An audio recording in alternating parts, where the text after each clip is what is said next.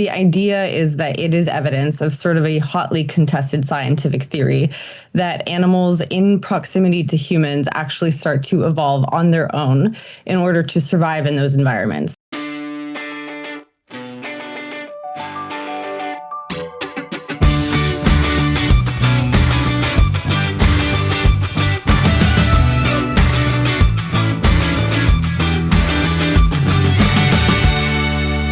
Back on Closer Look with Michael Friscolanti, our editor-in-chief. I'm Scott Sexsmith. Lots of feedback from David Phillips, the climatologist that we had on last week in the polar vortex. I love David. I'm going to say it again. He's a national treasure. The guy has is. probably done more interviews than any public servant in Canadian history. Yeah. Probably thousands if someone actually went back and tracked it.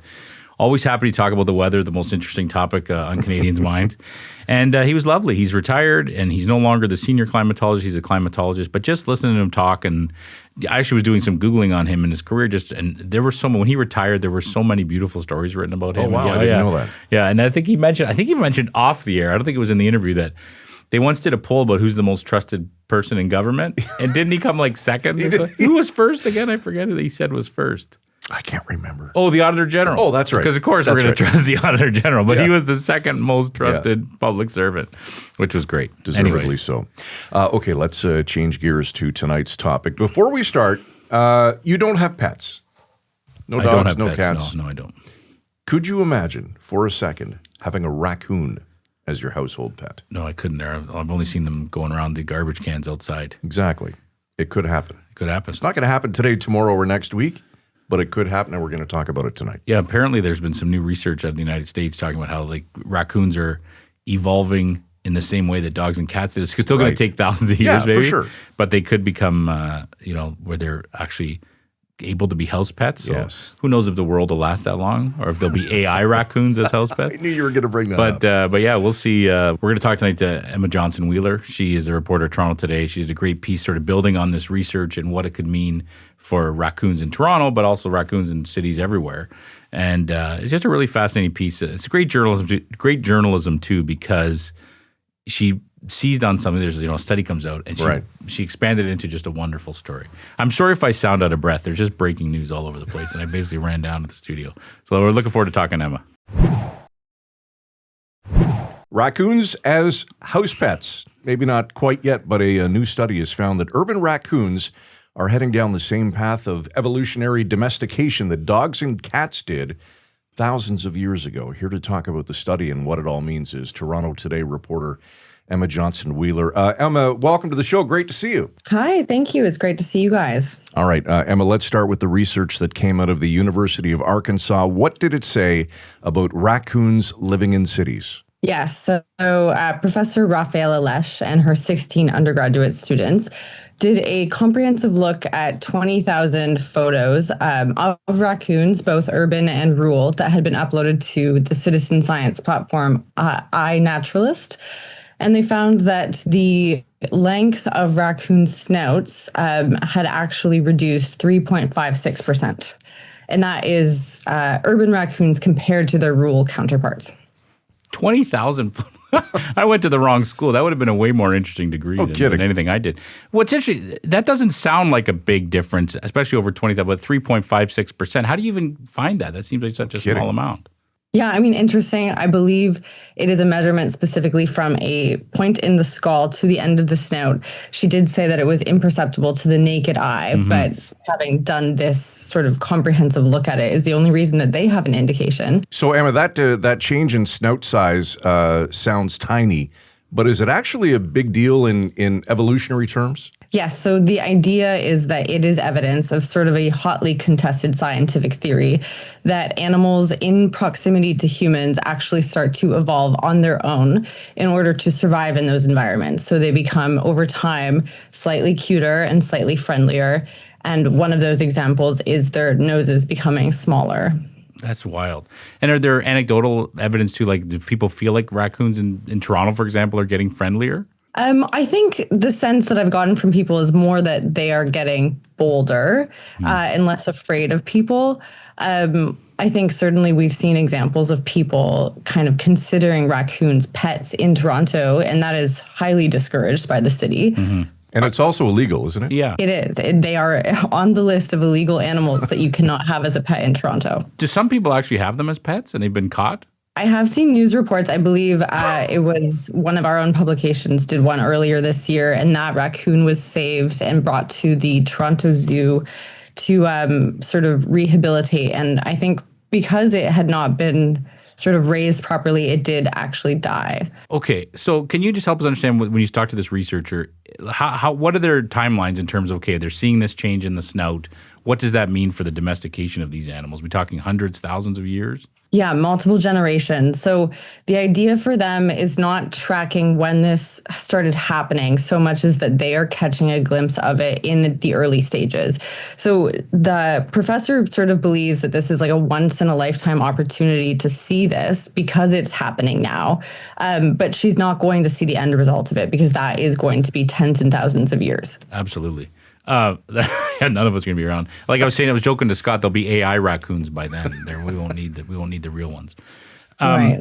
You spoke to some other raccoon experts. How did they react to this research? Both of them were quite intrigued. They were familiar with the study. I think the perception on both of their parts is that raccoons absolutely are getting bolder and that people have to be a little bit cautious about how they're interacting with them in Toronto and whether they are getting a little bit too close and inviting them into their spaces in proximity to their homes. Yeah,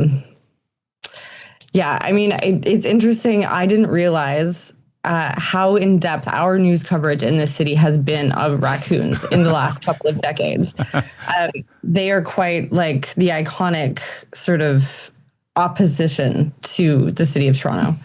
So, Emma, what about the public health issue, disease, parasites, aggressive behavior? Can you speak to that for us? Janet Krivnikar is a chemistry and biology professor at TMU who specifically looks at parasites and transmitted diseases. So her perspective was that the more comfortable we get with them and the closer in proximity we have raccoons to our homes and to our own domestic pets, cats and dogs, we do increase the possibility of transmitting diseases, both from raccoons to our pets and potentially raccoons to humans. Mm-hmm. What else was interesting to you as you learned? Obviously, you did a lot of research and read some backstories about raccoons in Toronto. What struck you as some of the more interesting things about their long-standing relationship with raccoons and the people of your city? Well, just this year, we had the city of Toronto commemorate the raccoon that died 10 years ago that was given a memorial. And it is now the only commemorative plaque in Toronto that is created for an animal. Oh. And I thought it was really interesting that like we have so many examples of people in Toronto sort of making this animal truly our mascot in a way. And that has happened multiple times over the last 2 decades. That's fascinating. I'm sorry, can you tell us how did this raccoon die and why did they put a memorial? I'm not familiar with that story. Conrad the raccoon, the most famous raccoon to ever live and die in Toronto, now has a plaque commemorating his heartbreaking death 10 years ago. So I don't remember at the time how this raccoon had died. I believe it might quite literally have been roadkill. But there was sort of a interesting way that he had become placed on the sidewalk, in which he was so visible that passerby continued to sort of add little bits of memorial around him until it became sort of formalized, and it went viral on social media at the time. I believe there is also a statue in Toronto commemorating Conrad. That's fascinating. Now, if you go to the Heritage Toronto website, Conrad the raccoon, and I'm quoting here, "We honor and mourn Conrad, the viral Yonge Street raccoon who died 10 years ago this month." So just because he went viral, like people sharing photos of it? I guess. That's crazy. That is crazy. Here's the most important question, Emma. How do the raccoons in Toronto get along with the coyotes in Toronto? Yeah, I don't know anything about how they come up against each other, but I do think it's interesting because coyotes are one of the listed examples of animals that could also see signs of domestication syndrome. I believe it's coyotes and foxes that are potential candidates for this study as well. It's interesting. I joke about it, but it's true. There is and you flicked at it earlier. there is this relationship between Torontonians and the wildlife there because the city has grown so much, it's so big. And we see coyotes, we see raccoons. What do the experts tell you about that and just that sort of conflict between the two? Just that it sort of presents an interesting opportunity to observe these animals, especially in terms of domestication syndrome, because there is sort of contested and limited research. People in urban environments have a really unique opportunity to potentially be at the start line of this research and to see this happen in live time during their own lifetimes.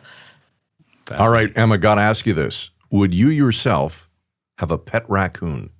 I would not. I think that I respect animals too much to, potentially risk their own health for my gain in that situation. And I do think that they're cute, but up close, they're also a little bit creepy. Mm-hmm. Great point. We've made some jokes, but this is a fascinating piece of journalism. And just, again, I give you a lot of credit for how you took this study and really made it a conversation in the city. Is there anything else we didn't ask you about the piece that you want to talk about? Just that people really loved this one, and I think it is because the raccoon truly is our unofficial mascot. I was surprised that in all of the arts and sort of culture articles that I've done so far, that people were the most enthusiastic about this piece. Is there a favorite comment you got about it? They were all in the vein of them being so cute. Like, I think people are really just excited to learn about the fact that they are getting cuter. Well, it is a cute photo that ran with it, so we'll have to get Derek to flash it on the screen. But when you see that photo, you're like, oh man, they are cute. Cute until they're ripping your garbage to smithereens. That's a good point. It's where the cuteness ends. That's a good point. Good stuff. There's Emma Johnston-Wheeler from Toronto Today. Emma, good to see you. Appreciate your time tonight. Thanks, guys.